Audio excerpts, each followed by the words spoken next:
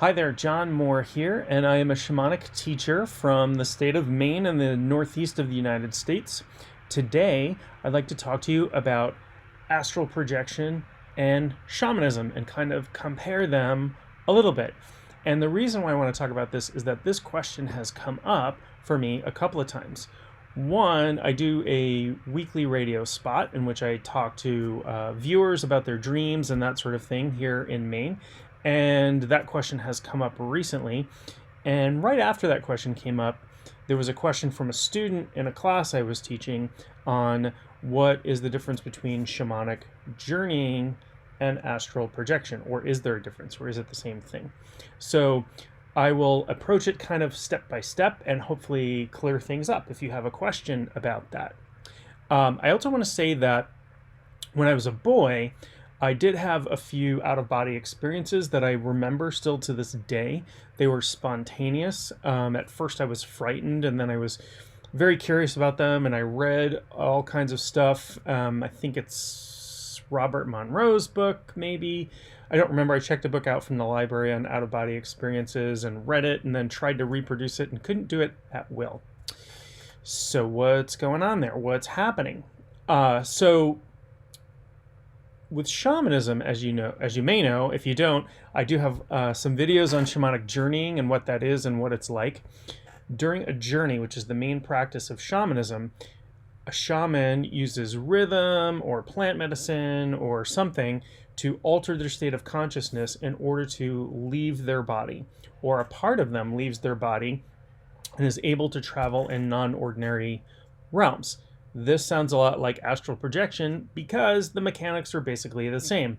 Part of the soul body or the astral body is able to separate out and carry consciousness to somewhere else. In shamanism, there are three worlds. We say there's the upper world, middle world, and lower world, although there really are infinite worlds or infinite variations of all of these worlds. But just for really basic sake, we divide them up that way.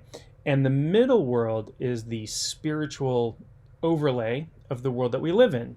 So if I were journeying or astrally projecting into the middle world, I would see this house around me, and I would see the trees and the plants and the people around. I would also potentially run into some spirits who live on the astral plane or in the middle world. Different language, kind of describing the same thing. So when the student asked me what's astral projection about and how does it relate to shamanism, astral projection, in my experience and my understanding, and different people could have a very different experience of this, is middle world journeying without the benefit of having a helping spirit go with you. Now, shamans also work with helping spirits, meaning I have power animal and other helping spirits that I work with, and I never journey in the middle world without a helping spirit close by, because they provide protection and guidance. And yes, you do need protection in the middle world.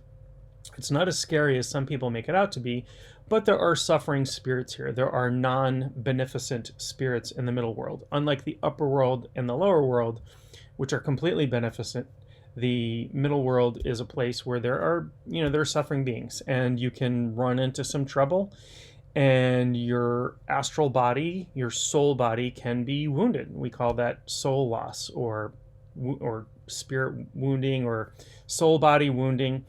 There's lots of different terms for it, and you'd probably need a shamanic practitioner to help you out if that happened.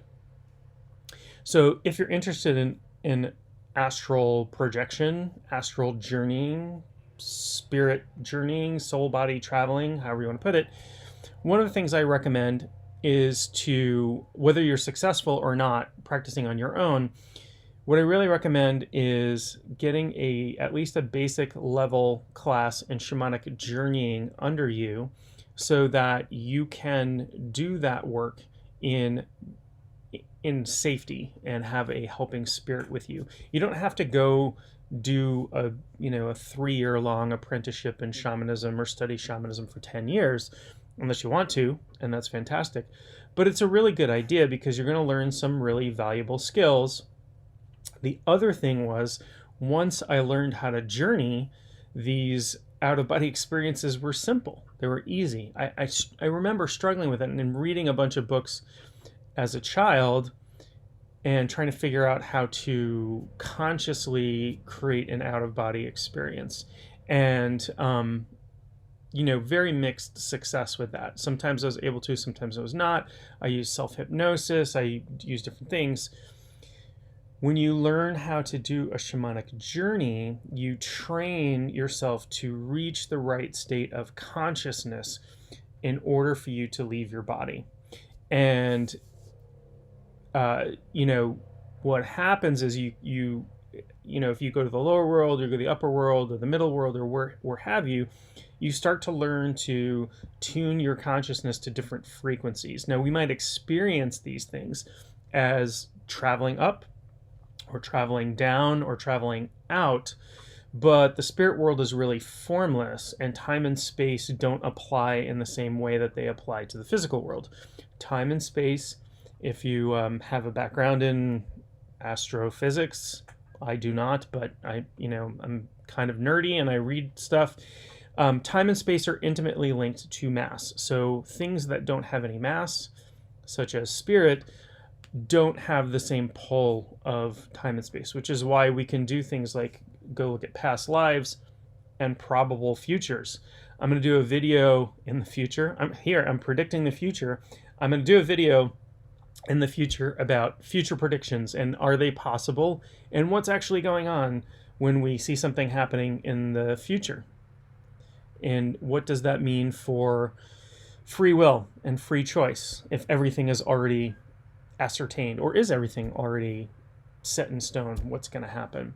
So I will do that. I'll do that in the future. But in the astral, we can look at probable futures. We can look at past. We can look at past lives. We can look, if you get good at it, you can look at parallel lives. Now, there's a sci-fi concept that's kind of interesting and something I've sort of learned recently how to do parallel life work. And the interesting thing about this stuff is that, shamans have had these concepts for thousands of years, and they match up very closely with a lot of the scientific theory about the multiverse, about quantum entanglement, about time, and particles that don't have mass flowing backwards in the timeline and all this stuff that I am barely able to read about, let alone understand.